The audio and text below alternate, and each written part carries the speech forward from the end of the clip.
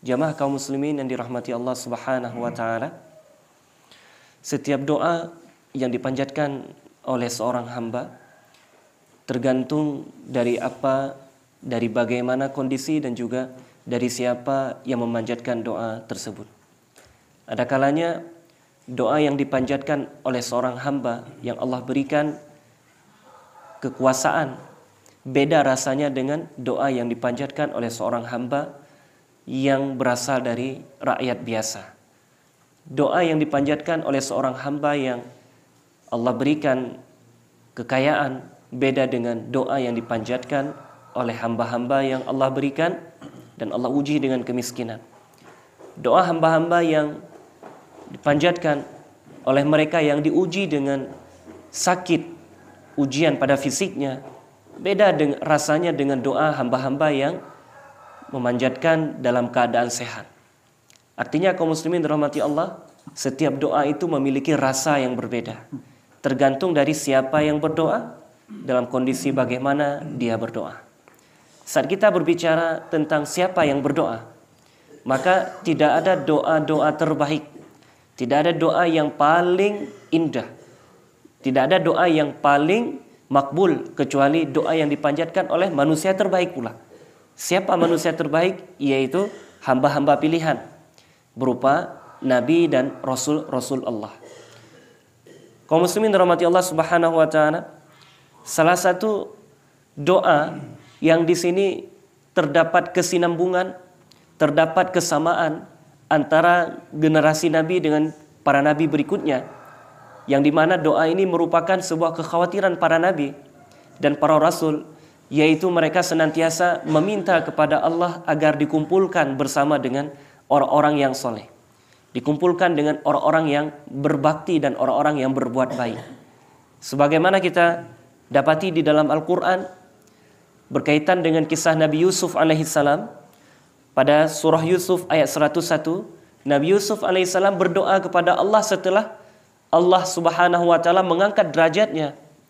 Ketika Nabi Yusuf duduk di singgasana, kemudian juga ikut mendudukkan kedua orang tua, dan di hadapannya ada 11 saudaranya, yang 10 dari mereka dahulu pernah melemparkan dia ke dalam sumur.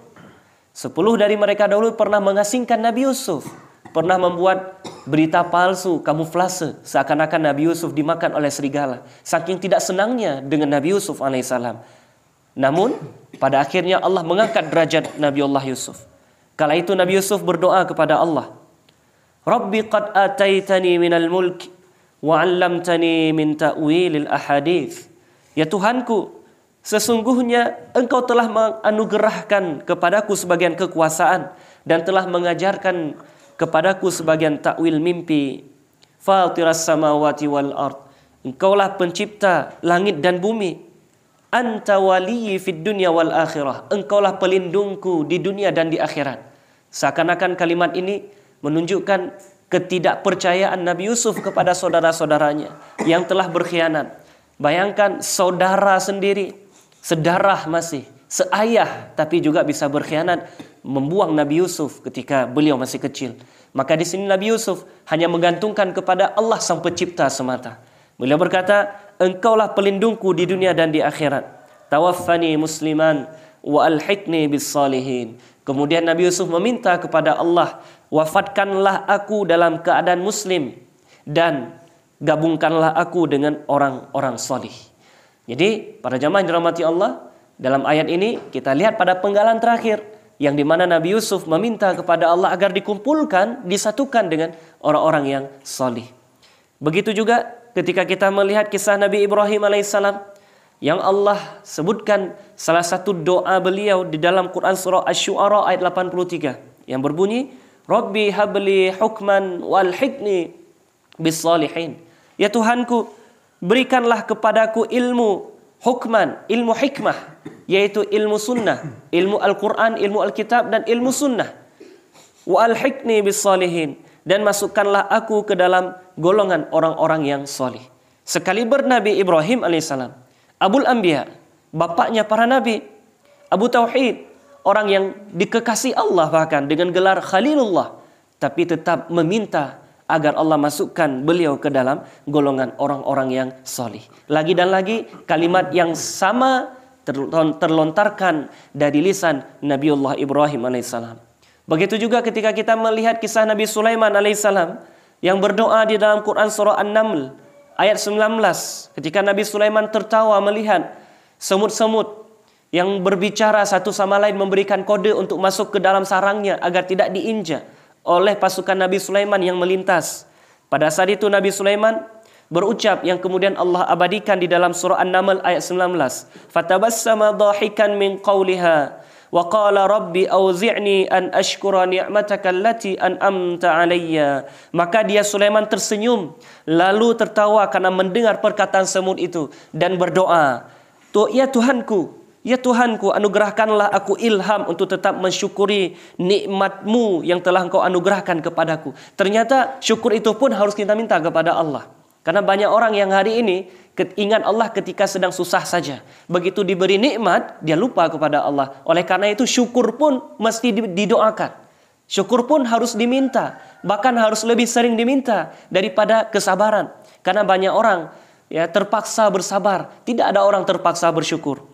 Kemudian kata Nabiullah Sulaiman, an ashkura ni'mataka allati an'amta alayya wa ala walidayya, dan nikmat yang Engkau anugerahkan kepada kedua orang tuaku. Seorang anak jangan lupa untuk juga menganugerahkan ataupun mengingat jasa-jasa kedua orang tuanya.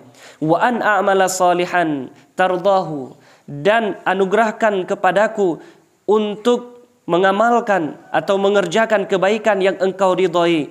Wa adkhilni bi rahmatika fi ibadika salihin, dan masukkanlah aku dengan rahmat-Mu ke dalam golongan hamba-hamba-Mu yang soleh. Sekali lagi di penggalan kalimat terakhir sebagai penutup doa, dari doa yang diminta oleh Nabiullah Sulaiman alaihissalam terdapat kesamaan kata, yaitu Nabi Sulaiman meminta agar dimasukkan ke dalam golongan hamba-hamba yang soleh. Para jamaah dirahmati Allah Subhanahu wa taala, kita mesti merenung dan berpikir hari ini dengan siapa kita sedang berteman. Lingkaran, circle pertemanan kita, siapa yang bersama dengan kita? Apakah mereka orang-orang yang soleh? Apakah mereka orang-orang yang baik? Apakah mereka adalah orang-orang yang taat kepada Allah? Bukankah Nabi Musa alaihissalam meminta agar Allah menjadikan Harun sebagai teman dalam perjuangan? Bukankah Nabi Isa alaihissalam juga pernah satu zaman bersahabat akrab dengan Nabi Yahya alaihissalam? Bukankah Nabi Muhammad SAW juga meminta 4 sahabat?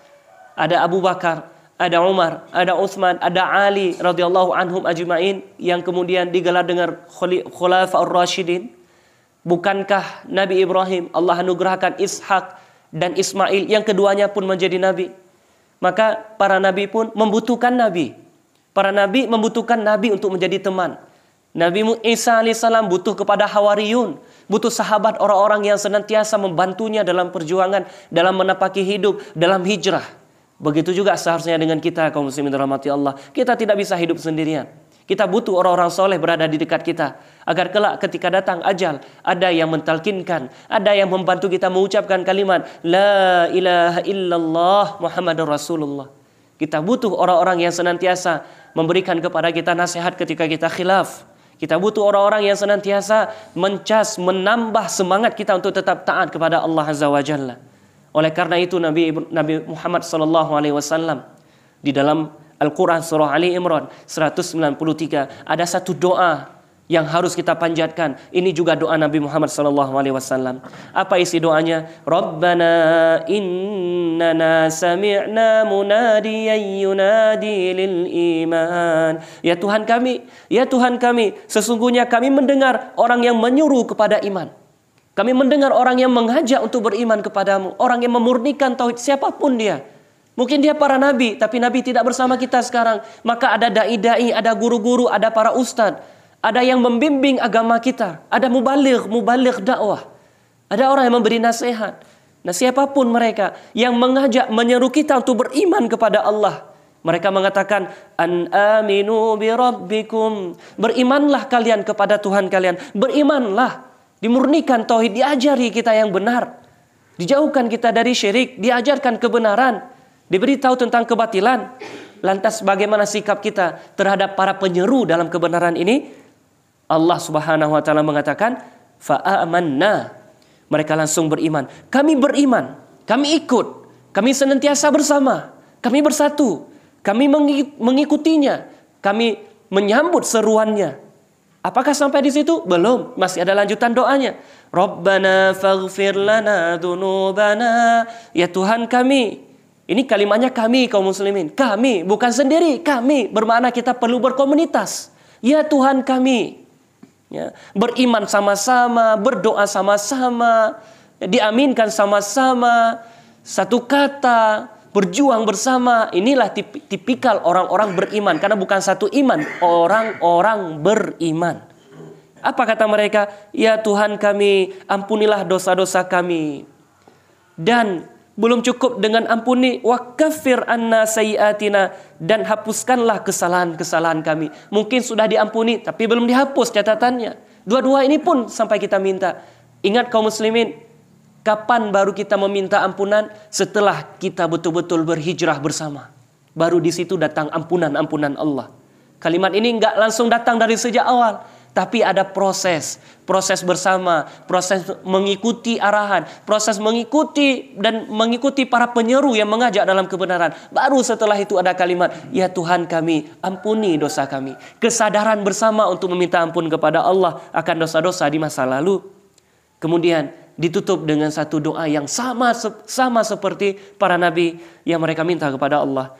Wa tawaffana ma'al abrar, dan matikanlah, wafatkanlah kami beserta orang-orang yang berbakti, orang-orang yang berbuat baik. Kaum muslimin dirahmati Allah Subhanahu wa taala, ini merupakan misi hidup seorang mukmin, orang-orang beriman, yang dimana dia tidak hanya berpikir bagaimana hidup, tapi juga berpikir bagaimana mati. Dengan siapa mati? Siapa di sampingnya ketika dia menghembuskan nafas terakhir? Di bumi mana dia akan menghadap Allah Azza wa Jalla? Ini juga mesti menjadi misi kita. Kalaulah hari ini kaum muslimin kita hidup dalam lingkungan sendirian, hidup dalam lingkungan bukan banyak orang soleh di situ, bukan banyak orang taat di situ, berhijrahlah. Berhijrahlah, carilah komunitas orang-orang yang soleh. Kalaupun kita sudah dapatkan istiqomah, bertahan. Sampai kapan? Sampai datang kematian. Wala tamutunna illa wa antum muslimun. Dan janganlah kamu mati kalian kecuali kalian dalam wa antum muslimun. Kalian dalam keadaan muslim. Bukan satu orang, tapi untuk sekalian orang yang banyak.